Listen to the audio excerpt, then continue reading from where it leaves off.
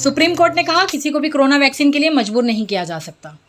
आदाब नाजरीन, मैं फरहा जबीन बसीरत ऑनलाइन में आप सबका इस्तकबाल करती हूँ।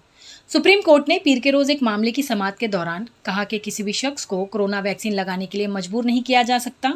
जस्टिस एल नागेश्वर राव और जस्टिस BR गोई ने कहा कि मुख्तलिफ अदारों, तंजीमों और हुकूमतों के ज़रिए बग़ैर वैक्सीन वाले लोगों पर लगाई गई पाबंदियाँ तनासुब में नहीं हैं।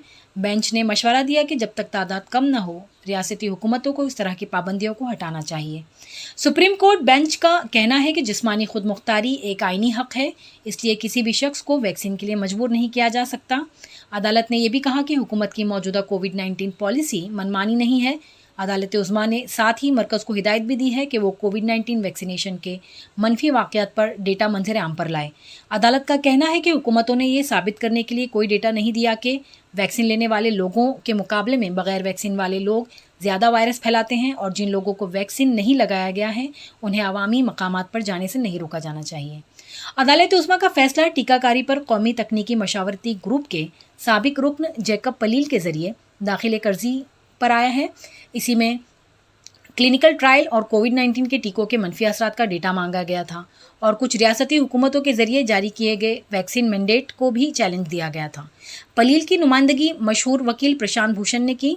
समाअत के दौरान मरकज़ ने अदालत उज़्मा को बताया कि 13 मार्च को कोविड-19 टीकों की 180 करोड़ से ज़्यादा खुराक दी गई है और वक्त वक्त पर दर्ज किए गए मनफी वाक़यात 12 मार्च तक 77,314 थीं, जो कि मजमूई टीकाकारी का 0.004% है। मरकज़ ने इस बात पर जोर दिया कि मुफाद आमा अर्जी दाखिल करने की आड़ में अलग अलग क्लिनिकल डेटा का मुतालबा किसी के ज़रिए नहीं किया जा सकता।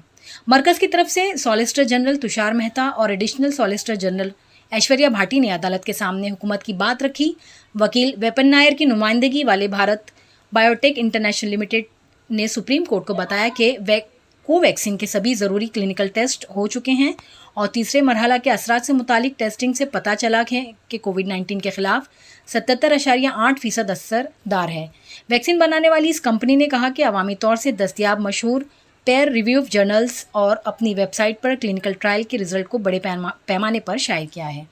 नाज़रीन, इस तरह की ताज़ा तरीन खबरों को जानने के लिए हमारे चैनल बसीरत ऑनलाइन से जुड़े रहिए। हमारे चैनल को सब्सक्राइब कीजिए, लाइक कीजिए, शेयर कीजिए, कमेंट्स कीजिए। हमारे फेसबुक पेज को लाइक कीजिए, हमारे ट्विटर हैंडल को फॉलो कीजिए। शुक्रिया, खुदा हाफ़िज़।